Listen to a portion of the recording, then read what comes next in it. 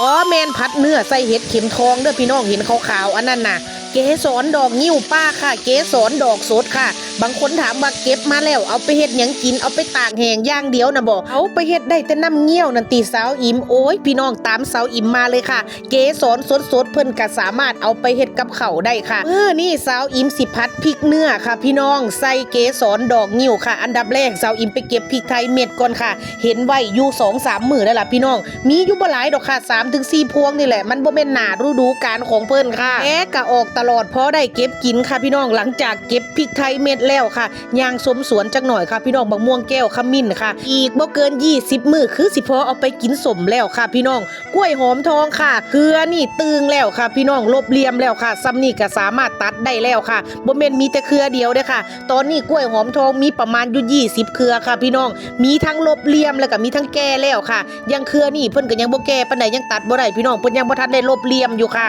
วิธีการดูแลกล้วยหอมทองกับพี่น้องนอกจากใส่ปุ๋ยแล้วก็อย่าให้เพิ่นเกิดหลายค่ะสังเกตเบิ่งแต่ละเหงาสาวอิมสิเอาไว้บ่เกิน2เหงาค่ะพี่น้องคือตัดถิ่มค่ะถ้าปล่อยให้เพิ่นขึ้นสูงหลายหรือว่าเพิ่นมีนอหลายๆเพิ่นสิเป็นเชื้อราได้ง่ายค่ะอันนี้หมากละมุดค่ะพี่น้องใกล้สิแก่แล้วแหละค่ะใกล้สิสุกใกล้สิได้กินแล้วค่ะหมากละมุดนี่ก็กินแซ่บได้พี่น้องต้นนี่หวานเจี๊ยบหวานจ่อยค่ะพี่น้องขาแต่ยางสมสวนอยู่นี่แหละค่ะป้าพี่น้องสิพาตัดทงนาออกไปค่ะไปเก็บดอกงิ้วกันค่ะช่วงนี้ลมพัดเองค่ะพี่น้องดอกงิ้วกะล่นเพิ่นสิมีบ่น่าสิเกินเดือนกุมภาค่ะน่าสิล่นหมดแล้วค่ะพี่น้องดอกงิ้วป้าสาวอิมเอามากินทั้งดอกสดทั้งตากแห้งเด้อค่ะถ้าตอนนี้เพิ่นล่นหลายๆสาวอิมก็เอาดอกงิ้วป้าน่ะพี่น้องเอาเกสรเพิ่นน่ะค่ะมาต้มมาใส่แกงค่ะพี่น้องมาผัดก็ได้ค่ะแต่ถ้าเพิ่นล่นหลายค่ะพี่น้องสาวอิมก็สิเก็บส่วนหนึ่งไว้ตากแดดค่ะการตากแดดให้เพิ่นแห้งนี่เพื่อที่สิรักษาหรือว่าถนอมอาหารไว้กินได้ข้ามปีนั่นแหละค่ะพี่น้อง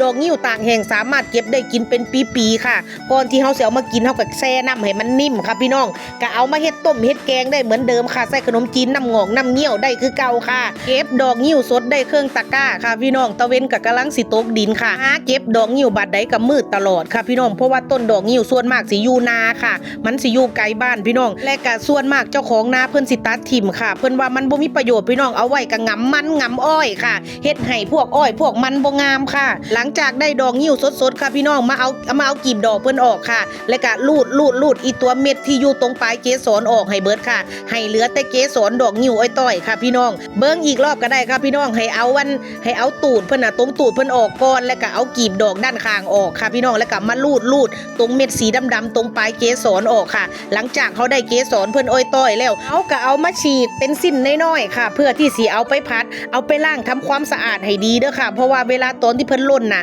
เพิ่นก็ล่นลงมาถึงดินค่ะนี่ค่ะเขาได้เกสรแบบนี้แล้วก็ฉีกเลยค่ะฉีกแบบเป็นสิ้นน้อยๆค่ะเพื่อที่สิเอาไปพัดแล้วก็กินง่ายค่ะมื้อนี้สาวอิมสิพัดเกสรดอกงิ้วผัดพริกเนื้อใส่เกสรดอกงิ้วค่ะหลังจากที่เฮาได้เกสรดอกงิ้วล้างทำความสะอาดแล้วเฮาก็เอาเนื้อค่ะมาผัดกับพริกกับกระเทียมค่ะพี่น้องหลังจากผัดพริกผัดกระเทียมผัดเนื้อให้หอมแล้วปรุงรสด้วยน้ำปลาซีอิ๊วขาวน้ำมันหอยผงชูรสและก็ใส่น้ำตาลลงไปค่ะหลังจากผัดทุกอย่างให้เข้ากันแล้วพระเอกของเฮาค่ะเกสรดอกงิ้วค่ะพริกไทยเม็ดที่ไปเก็บมาและก็พริกหยวกค่ะพี่น้องพึกลงไปค่ะบาดนี้คนให้เข้ากันค่ะพอผักยอดผักสลดแล้วสาวอิมก็สิใส่เป็นต้นหอมกับใบกะเพราลงไปค่ะเพื่อเพิ่มความหอมนิดนึงค่ะชิมรสตามชอบค่ะพี่น้องเสร็จแล้วค่ะพี่น้องผัดพริกเนื้อใส่เกสรดอกงิ้วค่ะเป็นตาแซ่บอยู่บอกค่ะแท้ได้กินกับเป็นตากินข้าวแซ่บขนาดค่ะพี่น้องสาวอิมนี่กินข้าวแซ่บหลายมื้อแล้วค่ะยิ่งช่วงนี้นะ